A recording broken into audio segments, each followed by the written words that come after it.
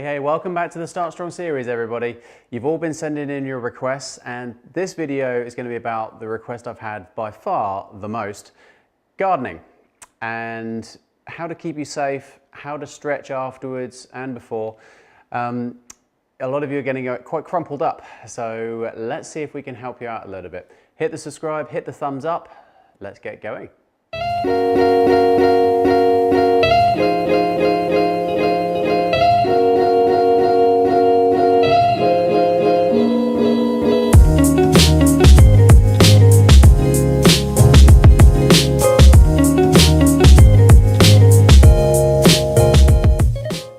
Okay, so let's get you going then, everybody. So I thought it would be remiss of me if I didn't at least go through some safety points first before we get you going. A lot of the things that I see when people come to me for, when they're doing a lot of gardening, they're feeling a bit stiff, they're a bit crumpled up, they are always sort of tending to be working in less than ideal positions. So I thought, let's just go through a bit about how to position yourself first before we then go into some of the stretches you can do before and after actually gardening in the first place. One of the things that I see a lot, and it doesn't necessarily have to be with gardening, it could be, picking up your children at home, or like people picking up their grandchildren or whatever off of the floor, is when people round themselves off. Now, gardening is a particularly easy one to do it in because you're always sort of crouched down in these really huddled down positions with your back rounded off, you're working down like this, your neck's sort of all rounded off as well. And then people go to try and pick up things. Now, I've got a sandbag here, but obviously in gardening you might be picking up a bagged soil, or if you've been weeding and putting stuff in a bag there, you might be lifting that. And what they end up doing is they stand and they do this. They keep their legs quite straight, they round off through the back, and then they try and lift there. Or even worse, they do that and then try and twist and do the same thing as well, which can easily destroy your back. You might be able to get away with it for a little while, but pretty soon you're going to have problems. So what we want to try and enforce is bending at the hips and keeping your back in a nice, strong, straight position here. Pulling your tummy in, keep that core nice and tight, gripping onto whatever it is you're lifting up and driving through the legs and keeping that weight close in to your body, okay? And also the same thing when you're popping things down as well, just driving up through and coming back down like that. So whenever you're picking something up off the floor, we want to try and emphasize that straight back position. You don't have to be bolt upright like that. You can be leant forwards at a roughly 45-degree angle, but just bracing that core, use the muscles to hold your spine nice and strong. All right, that will save you a lot of problems further down the line. All right, so number one, make sure you're always lifting through your legs and not just lifting from your back with it all rounded off.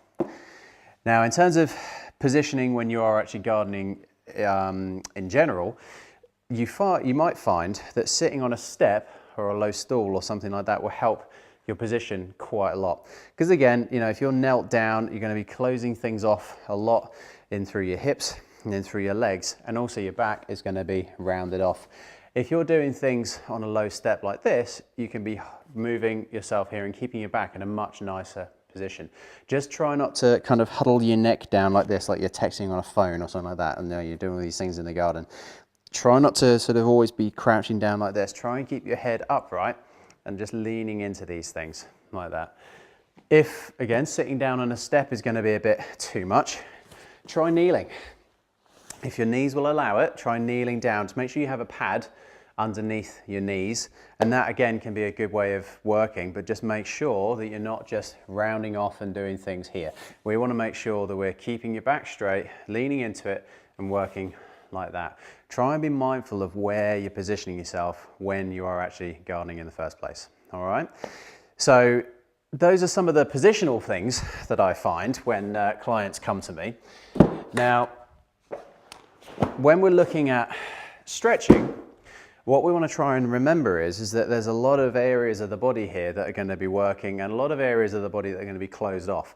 So when you start things off here, we want to start off with things working on the wrists and the hands and your fingers. So stretches to help those, because when you're down into the garden, you're doing this, your hands are always clenching up like this, your wrists are going to be bent down like this. So we want to try and open you up back the other way.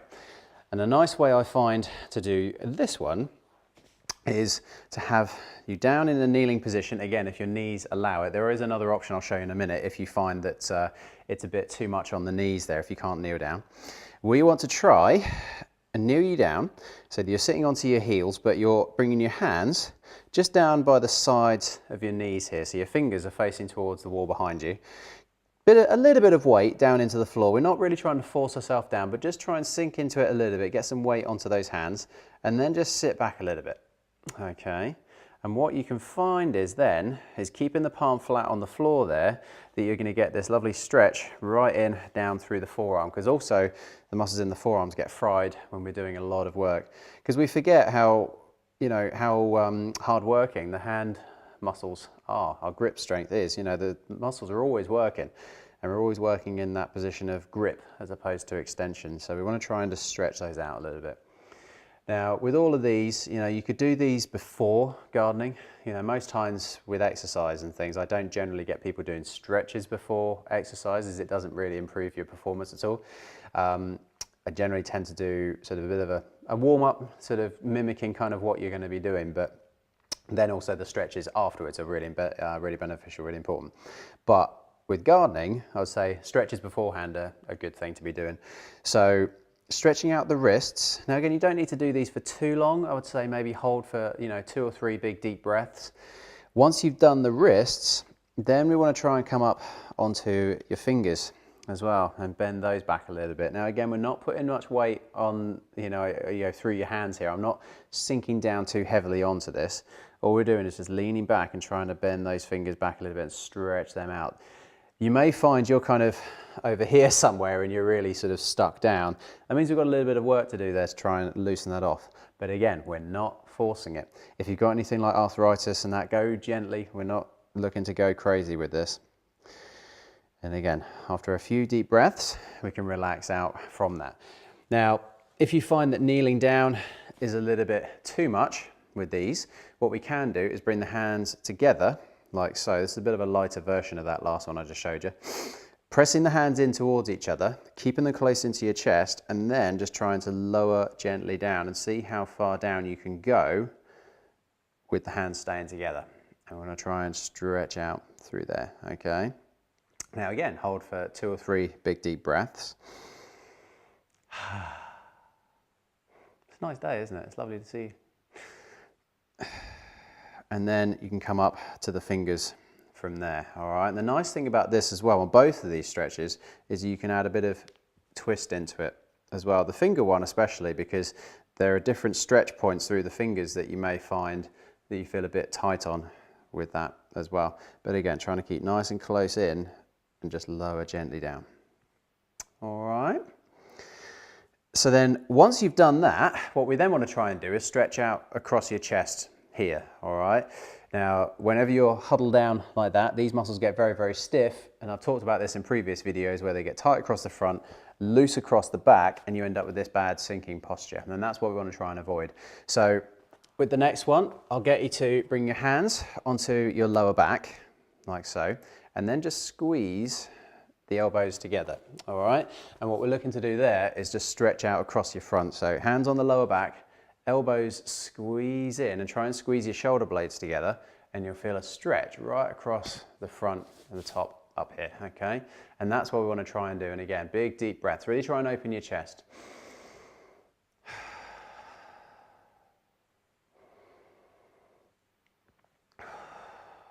Well done.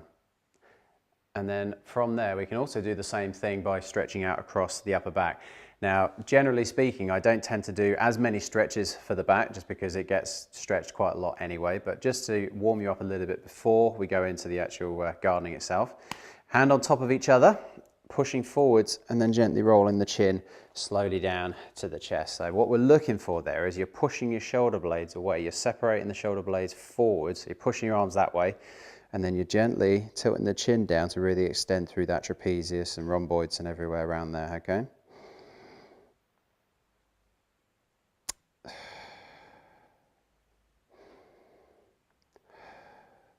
All right, so again, once we've then done that one, going into your lower back, I quite enjoy just going into a child's pose stretch. So we're sitting you down onto your heels, hands out towards the far wall, sinking down into that, okay? Big, deep breaths. We do this one quite a lot in Pilates because I like this stretch a lot.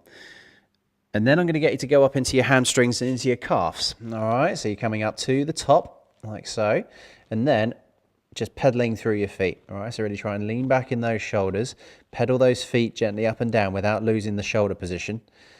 And again, big deep breaths whilst you're doing that. And again, after a few big deep breaths there, we can gently relax it off. I mean, if you find that one particular area when you're doing these feels a lot more sort of tight than others, then spend a bit more time doing it. You can spend as much time as you feel you need to doing these, but obviously I know you want to get out in your garden, so you don't want to be spending a huge amount of time on it. And then again, what we can do just to get into the hip flexors and the quads a little bit here is into the stretch in a lunge position. Now again, if the knees will allow this, we're going to try and lean you gently forwards, easing your hip down in towards the ground here. We're not overarching in the back. We want to keep the ribs down, core tight, big deep breaths. And basically do the opposite of what we're going to be doing in gardening, really. Opening out through the legs, because this is a particular area that gets really sort of tightened down and closed off. So let's really try and stretch that out a little bit. Once we've then done that, we can swap over sides and lean into it once again. So still keeping nice and tall, but not overarching in your lower back. And again, deep breathing. One side might feel a little bit tighter than the other on this. And squeeze through your bottom as you hold it. All right. And then once you've done that, if you find that that's a bit too much for your knees, the alternative to that one would be to lie down onto your side. We did this a few videos ago. Lower arm underneath your head, bring the foot round towards your bottom and keep the knees together. Squeeze your bottom and push forwards a little bit. And that's another way to stretch out through your quads and through your hip flexors. All right. So once you've done all of that, then again, bearing in mind all your positioning sort of stuff we went through earlier on, go about your gardening, do all of that. Then afterwards, we want to do just a little bit more just to try and again, keep you safe, keep you from feeling all crumpled up and stiff afterwards. So the exercises that again, I would get you to go back into would be child's pose, again here, doing some of these. But what I would also get you to do is do the side bend with it as well, is reach the arms around, big deep breaths, try and sink down into the floor. So you're really opening out down that one side, right the way down. Big deep breaths there. And again, depending on how tight you feel, 2 or 3 big deep breaths, and then gently walk it over to the other side. Do the same things. Again, one side might be worse than the other, so just take your time, sink down into it.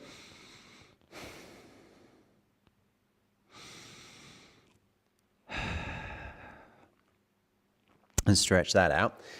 You then, again, still want to look at hip flexors and quads. So going back into the stretch again that we just did a little while ago, doing these, so helping to really stretch all of that out.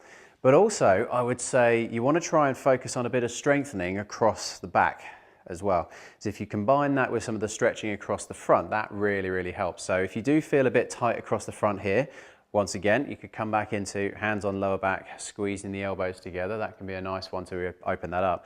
But I would also combine it with doing a little bit of swimming on the floor, okay? So hands and feet are going to be hip distance apart, squeezing your bottom the whole time and looking down towards the floor. Keep your head in its correct alignment here. So you're trying to lengthen the top of the head away towards the far wall, all right? So try not to look straight down, just looking up and forwards just a little bit to really lengthen out. And then as you breathe out, opposite arm and leg. Big deep breath in, breathe it out, gently control back down. Deep breath in at the bottom, breathe it out, coming back up. And then that is going to be helping to strengthen right down the back half, so into your lower back, up into the shoulder blades, up all across the muscles that really need to be strengthened to keep your posture in a nice, correct position. Okay, so again, depending on how many you'd like to do there, I'd say up to 10 repetitions of that, 5 on each side. And then that will be a nice little routine to just help keep you safe, keep you supple, and help strengthen you up to stop it happening again in the future.